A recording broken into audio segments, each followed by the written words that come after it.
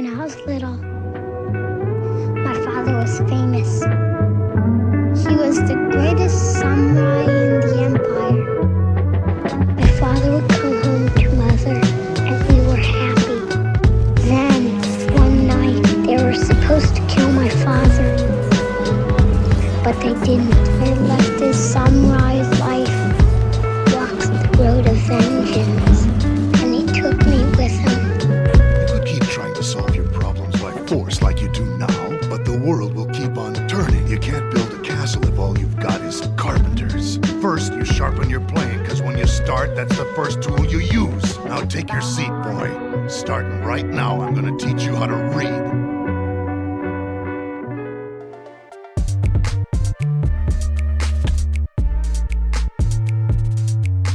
Hey everybody. Fuck. Alright, here we go. This is the for real time. This one's the real one. Hey everybody, and welcome to Roll 420 Nights on the Binge on this network. I'm Connor, and I'll be your keeper today. I'm joined with Alex. Hey, hey. Star. What up? And of course, you all know Bryan. What up, boy? Connor, my man. Lead us into this. Explain to me what I gotta do, brother.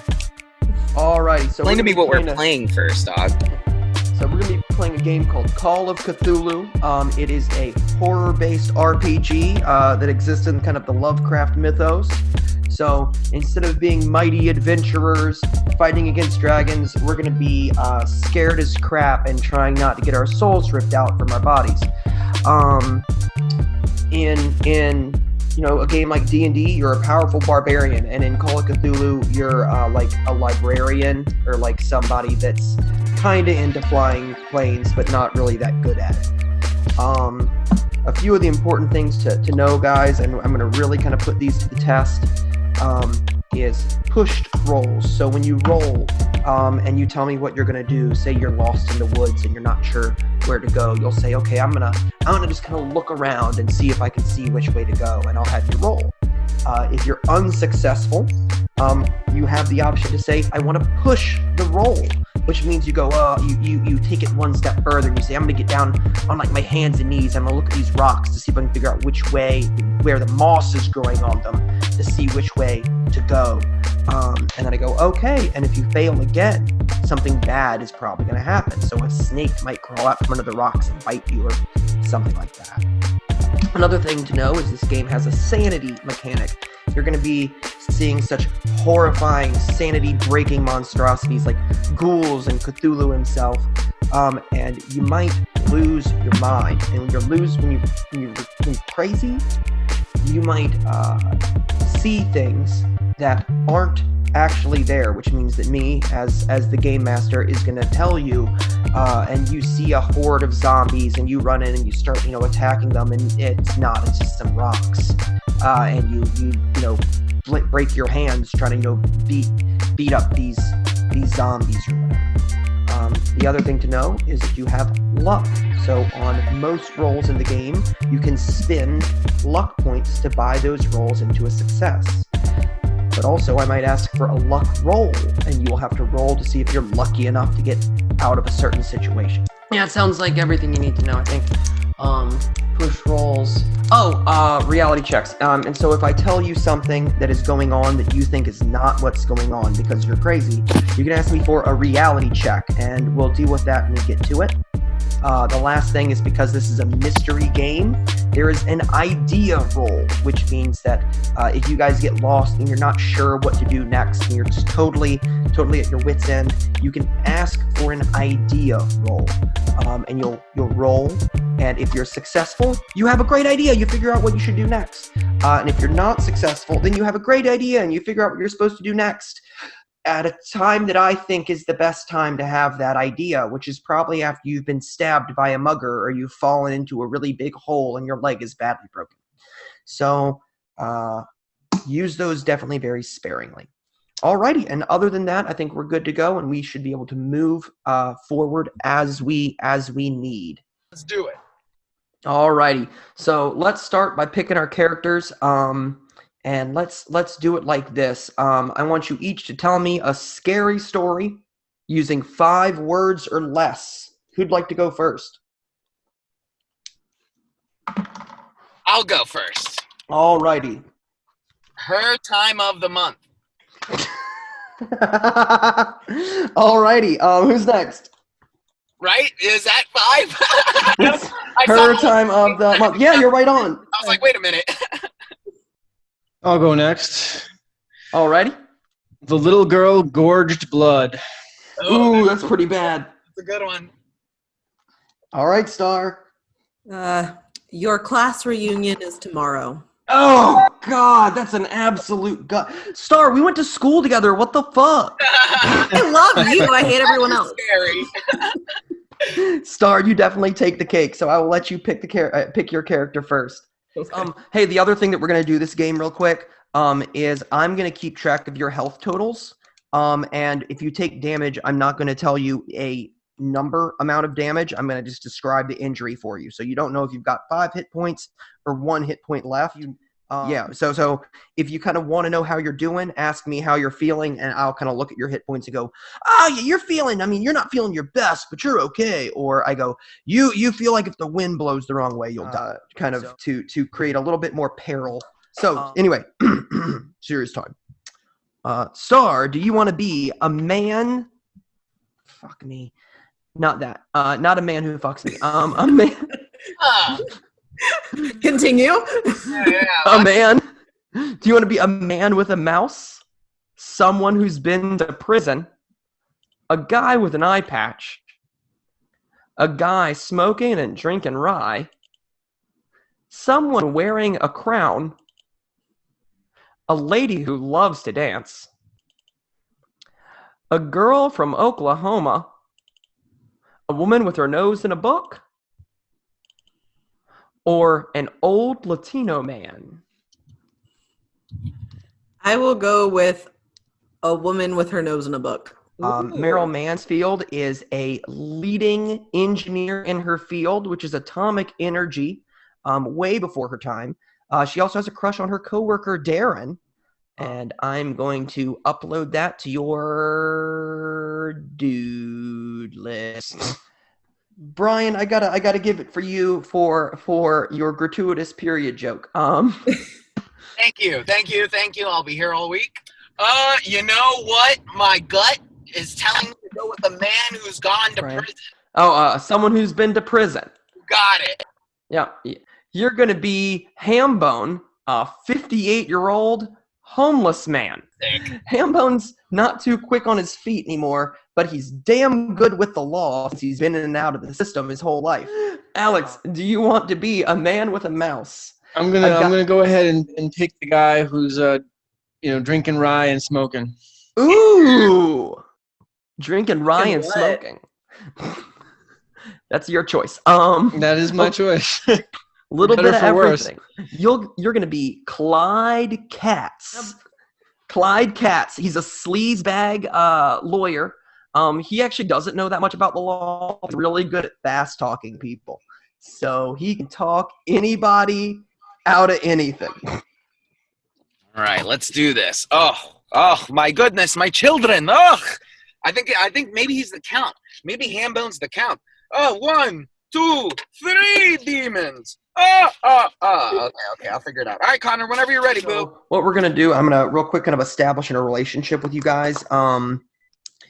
What's happened is, Meryl, you have received an invitation to a like a kind of a science seminar that's going on in Maine, and there's going to be a boat that ferries you to this seminar. Clyde, you have also been hired by this seminar to do all the legal paperwork for them. And you will be shoving off on the Delilah, a small yacht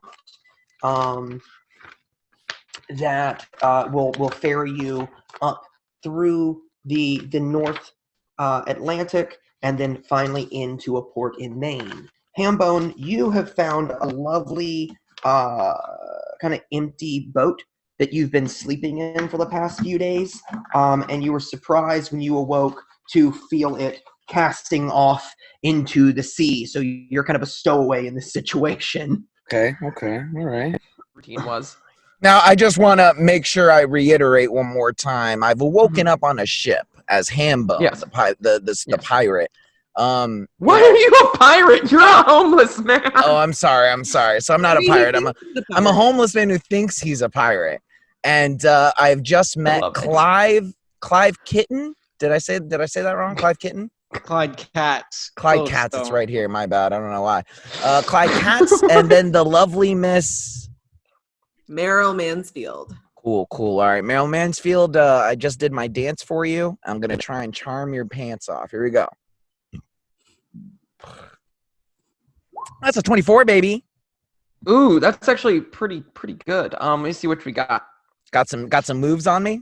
I'm like that black guy in Life of Bryan. The Monty Python. You're like, yeah. What an unfortunate film. So you don't quite make it, but it is a little charming. It is a little charming. It's Kinda. endearing. Kinda. Okay. Well, I wipe the dust off my feet and I'm like, yarg, y'all are harder to impress than a pack of dolphins at sunset. Yarg. And I'll give you another chance. Give me a reason. That is true. A good reason. I start pacing around. I'm like, a reason.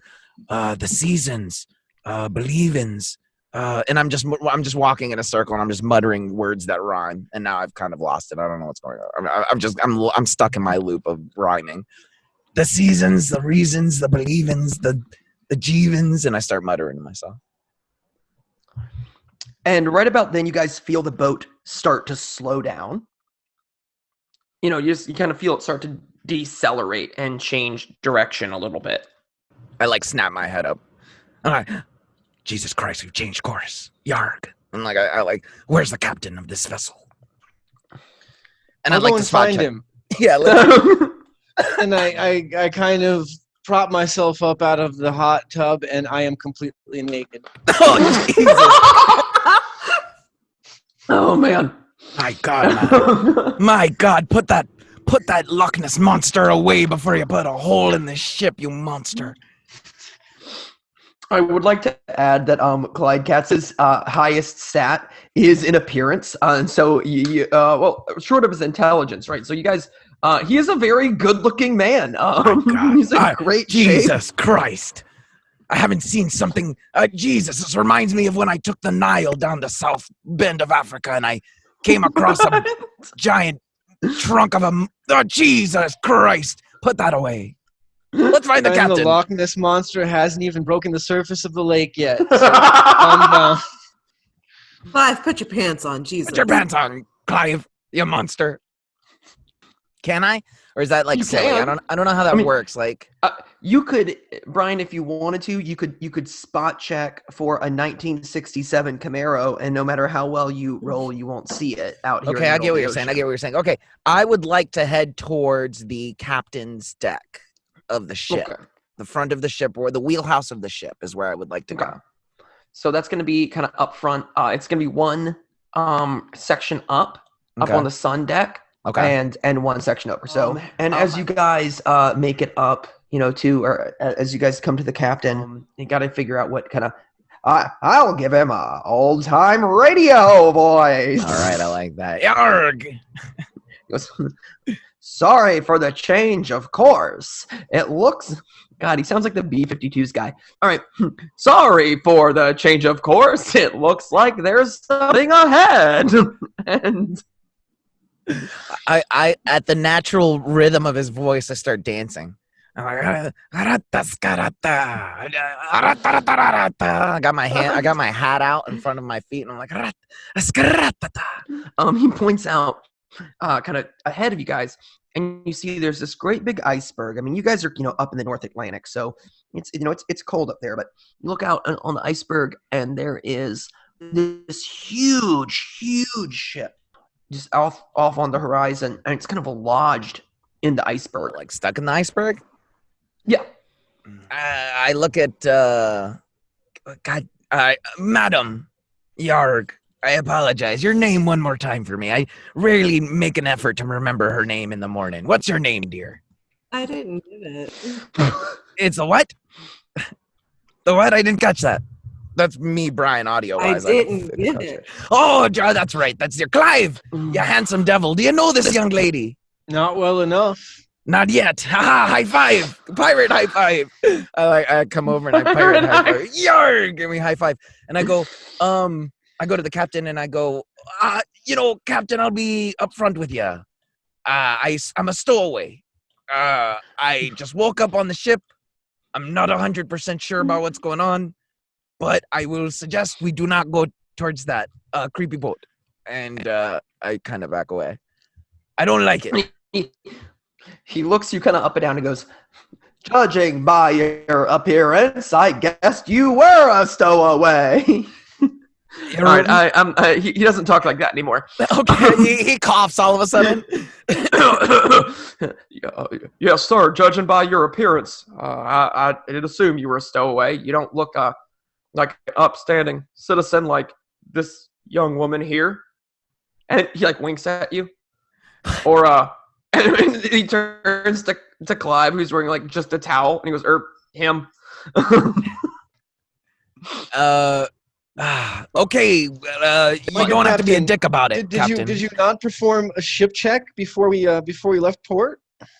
Well, I'll be honest with you, son. No. Granted, I'm very small. Like, I hid very well. When I was younger, I always won hide and seek. Sometimes I used to think it's because they didn't like me and they would just leave me, but I was just the best. So don't blame the captain. But Clive, do you think we should go to that ship? I think we should go around it. Well, we have to at least check it out. What? No, what type of... I look at Clive. This man is a fool. A fool. Give me one good reason why, Captain. They could be stranded, and it's against maritime law to leave a ship that you know is in distress stranded. Well, my good man, just phone it in and let's keep going. I don't see any reason why we should stop. We have to at least see if the crew is okay. Sir, as my friend just said, they're in ice. They're stuck? No, sir, they're in ice. I don't want to be that guy. They're probably dead. I mean, unless we have the means to dig up corpses out of the ice, Well, the ship is not stranded. It's not like lodged in. It's just kind of like run into the so ice. it's not like so it's not like the Avatar. Frozen in. Yeah, it's not like the Avatar made it freeze into one. Yeah, there's the iceberg and the ship is like there. That kind of like bumped into it. It's not sunk. It's just bumped in. Okay. We look at each other and we go, oh! I go like a pirate and I look at her like, yarg! I'm not all there. I keep dancing. And he kind of starts like looking around. He starts kind of looking around nervously, and you hear him under his breath. He goes, "And the salvage money." Arr! What's that I hear about booty, Captain? If there isn't a crew on the ship, we would become its rightful owners. Who would become its rightful owner? The people who found the ship. And how do we determine who gets what? And he looks around very nervously. Because the last time I counted, and I'm not a great counter, but I think there's 3 of us and 1 of you. We'll split it even. But since I look at my teammates. What do you think? Since it's my ship, you guys have to do the work. Well, I look at everybody exasperated, like, yarg! I'm in if you're in. Or an equal division of the proceeds for our proportion of labor. I don't know what kind of commie shit that is.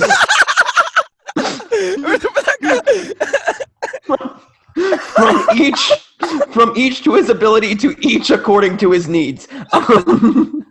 Well, if only we had someone that was some sort of contract attorney could draft something up for us.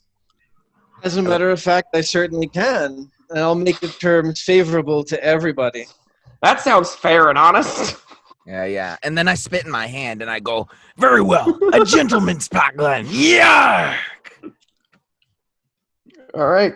So we'll write up the agreement. Alex, you can make a law roll, or a fast talk roll, depending on how you want to do this. I'll go ahead and I'll make a fast talk roll. And that is a 47. You only needed an 85, so that was a fantastic success. The captain believes the terms you've written down are very amicable, and he's very pleased with them. Okay. And we can hash out what those are later. Alrighty.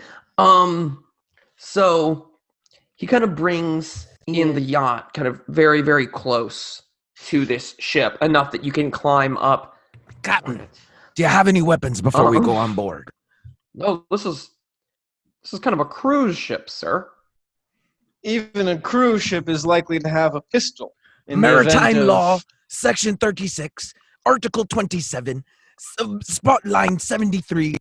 Any vessel carrying more than 6 people has to carry firearms in the event of a pirate attack. That, First sir, off, is Hamburg, hogwash. you're a pirate. But nonetheless, the principle remains sound. In the event of any sort of boarding by hostile parties, there ought to be some means of defense on board the ship. I believe you're holding out on this, Captain.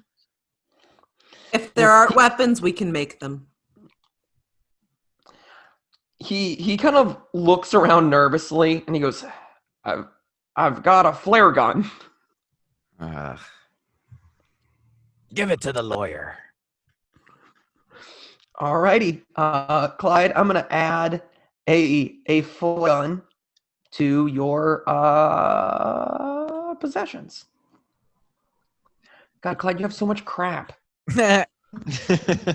Why did I give you so much crap? He's the Mark. He's slowly becoming Mark Twain, the Mark Twain MacGyver of our. I heard it when he was talking about the law earlier. Well, I say, and I was like, oh, here we go. I was like, Foghorn Leghorn, here we go. Bryan, I was gonna let you roll law. I know, right? I would have lost, dude. No, Hambone has a stupid high law score. Oh, he does? Oh, okay, that's Yeah, right. Yeah. Hambone is better at law than Clyde is. Just Clyde's much better at fast talk. Nah, he's one of the fast talking city lawyers. Yeah, I feel that. Okay, well, fine. He's got the flare, and But is there anything that I could use my engineering skills on to make a weapon? Surely. Some tools or something earlier.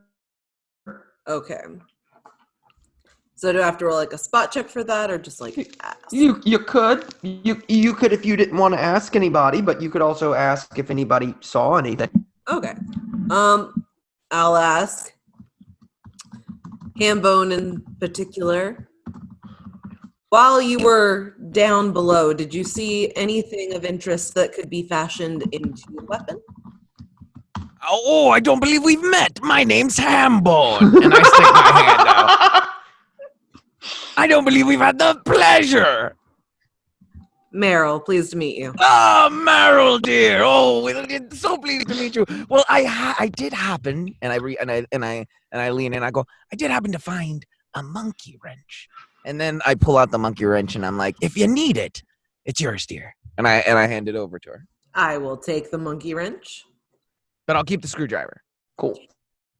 And Hambone, you also already have a big knife or something? It's true. And I pull out my knife, and I go, that's not a knife. This is a knife. And then I cough, and I'm like, sorry, I don't know where that came from. This is my knife. There are many like it. But this is my and I don't know what's going on. I'm sorry, guys. I'm flashing in and out. But yes, I have my knife, and I do a really sick twirl with it, and it's back and forth, and it's in front of the. I do it literally like Will Ferrell would in front of the captain's face, and I'm like, and I'm just like, we'll see, Yarg, we'll see you when we get back with your booty. And then I'm like, let's do it, and I hop off the ship onto the ice. Wait, so you hop just off the ship onto the ice? No, that's not. Oh, where wait a minute. Jump into the Atlantic. Just jumps into the ocean. I'll see you boys on the other side. Yeah, make a con roll to not die. No, just kidding. You go out and there's a kind of a metal ladder that goes down the side of the ship. This ladder right up to because it's a significantly larger ship. I mean, it's a huge like cargo ship. So this thing would be worth it big bucks. Just in scrap metal alone, really. Yeah, wait till we find the doubloons. Yeah, wait till those. It's not a Spanish galleon, man. So I climb up the ladder and I look back as we're climbing and I look at both of my partners and go, if either of you want to make an ice pun before we leave, I suggest you do it. Otherwise, I'll say it to the captain. Nobody? Okay. And I look back at the captain and I go, if we don't make it back, Captain, just know that it was nice to meet you. And then we just keep on climbing. I do prefer my whiskey on the rock. I put my hand down and I go, "Yarg, you son of a bitch!" And then I go for a little high five for him. And then I look at Mary or what was it, Meryl? Meryl. And I go, "Don't let me down, girl. Don't let me down, lass." And the captain's just like holding his head, shaking his head, and he looks at you like pleadingly in his eyes. Like, don't do it. Your frivolity is irrelevant. I'll count that one, and I just keep climbing. I don't even know what the fuck frivolity means. Is that some type of ice? And then I climb up the thing. Yeah, out of character. I also don't know what frivolity means. Frivolousness. Okay, fair enough. You're Like, good, don't be Connor. I silly. didn't really either. You can fake it enough, I guess. I'm a serious science woman. I ain't got time for this. You're right. I'm sorry. Come on, Connor. We should That know is true. more. That is true. Yeah. Okay, cool. Let's do it. Let's get inside the ship. All right. And you guys now see the outside of the ship, yeah? Wait, hold on. I yell out, "Hello! Is there anybody alive out there?" And you're answered only by the Arctic winds as they whip across the top of the boat. I would like to spot check for any tracks, any footprints in the snow, on the ice, any type of disturbance recently on that thin layer of ice to see if people have passed by on this ship recently. Right on. Go ahead and roll for me. Was that good? I guess that's kind of how I'm supposed to word great. it. That's 67. fantastic, yeah. All right, and your spot hidden is not going to be 67. Let's see, what is it? As is spot 25. So that's a goal no from me, dog. Okay. What do you think we should do, fellas and ladies? I think we should look for what do you call it? Booty? Yarg. I'd like to take a look at one of those hatches. Alrighty. So as you go to the one kind of closest to you, it's an open hatch.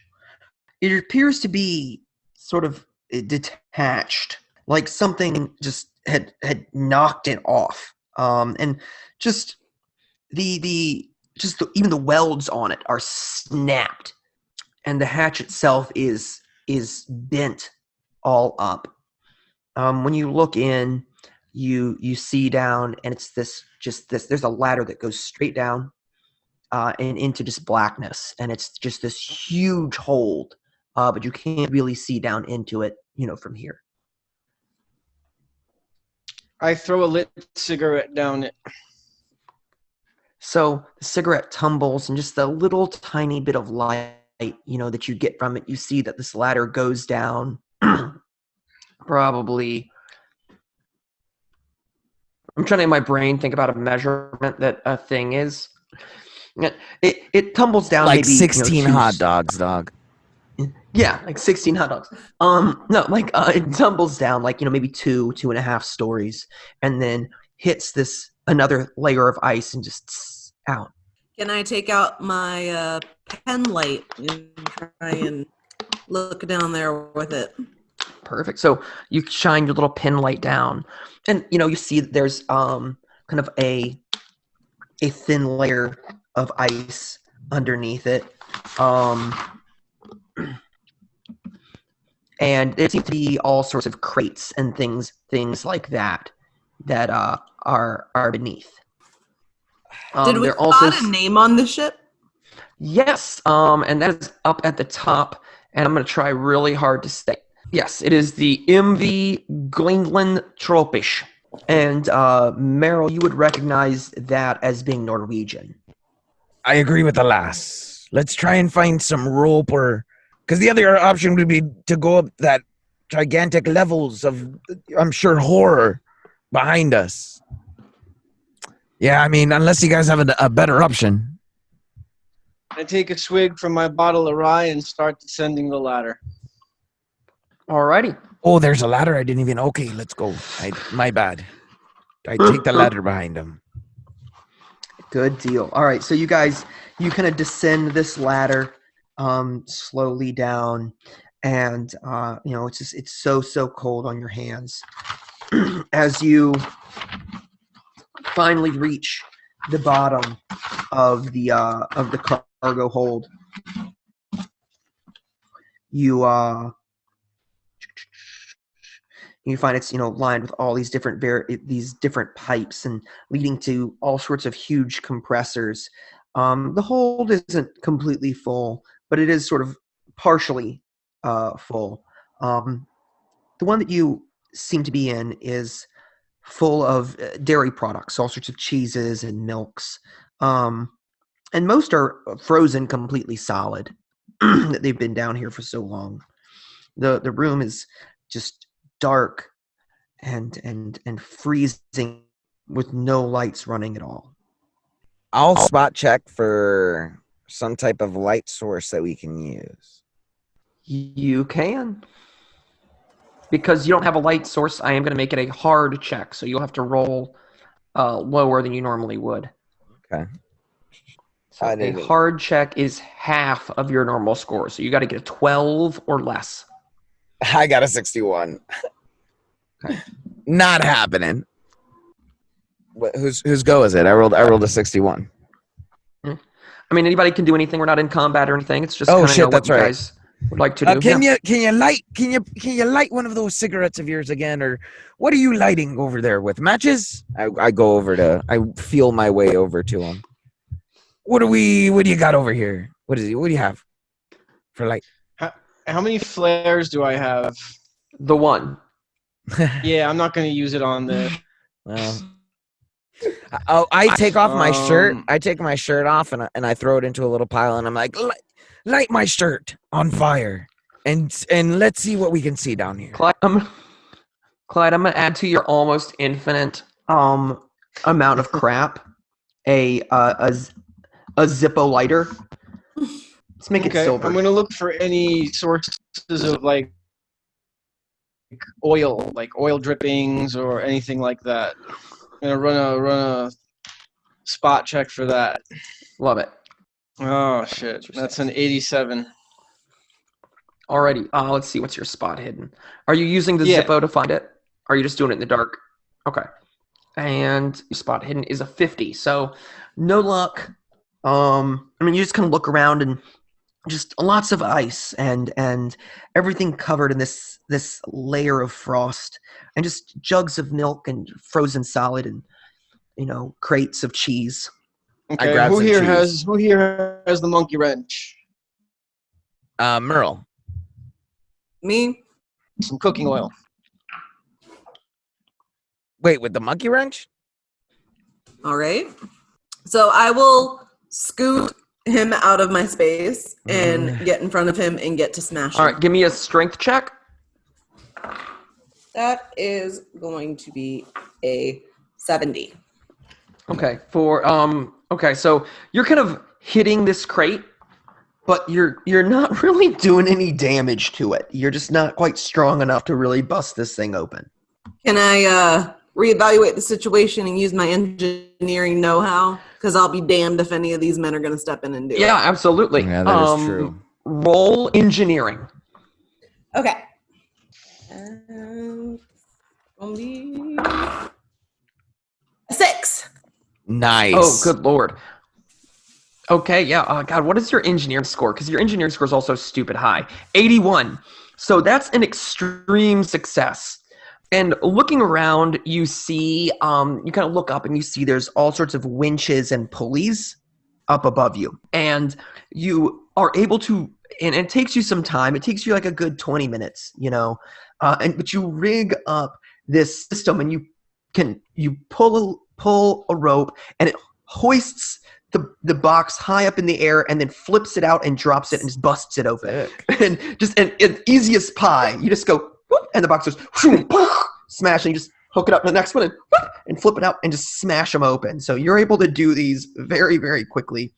And I'm in the middle of a conversation and I'm like, maybe if we know, do you have any dynamite? Do you have anything in there? And then she just does all that. Oh, look at that. Look at him. You're and like, as you're saying that, like, do you have any dynamite? You hear this huge crash and you whip your head around and there's Meryl just holding this rope, like smiling as she smashes the next box. I look inside. What's in there? You find, just a bunch of cheeses, frozen yogurt, originally not frozen yogurt, and other assorted, milk products. More or less what you'd expect in this huge frozen dairy. And just scattered all around the floor is now all these planks of wood. I grab some cheese. Hell yeah. I will add the cheese to your inventory.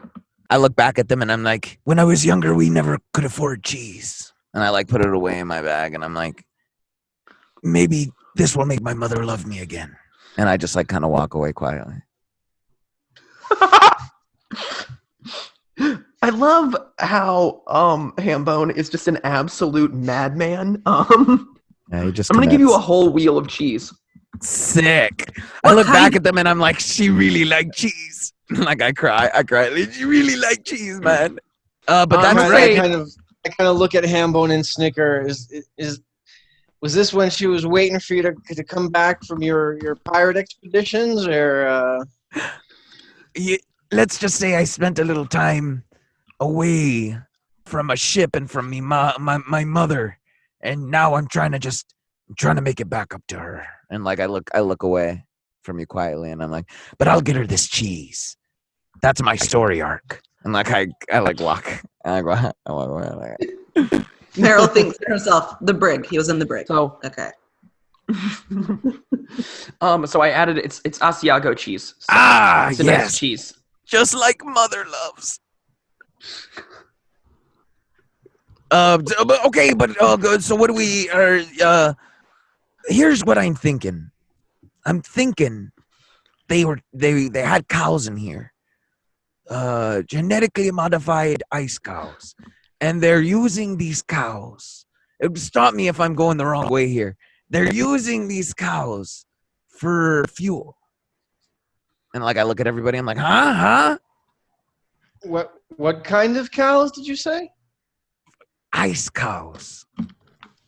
Up in the north. I've sailed far northern than any man has ever sailed. And in the north, they speak of ice cows. Mystical creatures. Big as your heart and large as your brain. And they roam the ice sides. And this is the legends. And I start dancing. It's what I do when I feel awkward. Okay, so just say something though, because I feel stupid. I feel like maybe I'm in the wrong area here, guys. I hand him my bottle of wine and kind of like motion for him to take a swig. I swing it back. Good port. I'm contemplating ice cow. If you say anything about your mother, I swear upon all that's holy to throw you into the Atlantic. I gulp again because he's a pretty big dude and he has a huge hog. And I'm like, okay, fair enough. And I hand it back to him. I'm like, so what do you think actually happened here? I think this ship crashed into an iceberg. The question is, where are the crew? I climb up the stairs. I follow him. I'll follow as well. All right.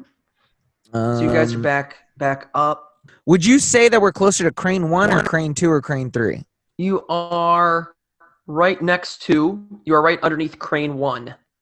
I would like to go to level 1, man. Fuck it. Alrighty, so you look over to the superstructure, and there's not a door on the immediate front, looking at where you guys are. But there is, you can go around to the other side. As you look at the superstructure, though, or the big part of the boat,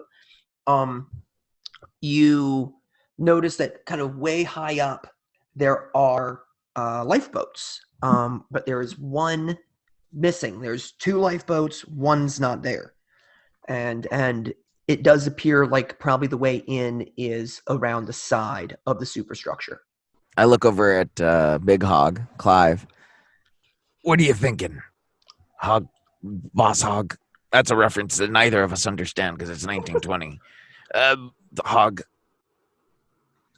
I'm thinking if there's anything of merit we're going to find it among the crew quarters. Yeah. And if anyone's alive or dead, we're likely to find them there. Well said. Merle? The crew quarters seem like the next logical place to look. So, Let's head there. Yarg. alrighty, guys and dolls, thanks for joining us here on Roll for 20's Nights and another great game of Call of Cthulhu. I look forward to seeing you guys next week, and I really look forward to you checking out our other shows, including Same of All Trades, This, That, and the Other, Reading Ronin, and of course, Roll for 20 with Drew, Banana Hammock Martin, Dungeon Master Extraordinaire. I want to thank all my players, and I want to thank all of you, viewers at home.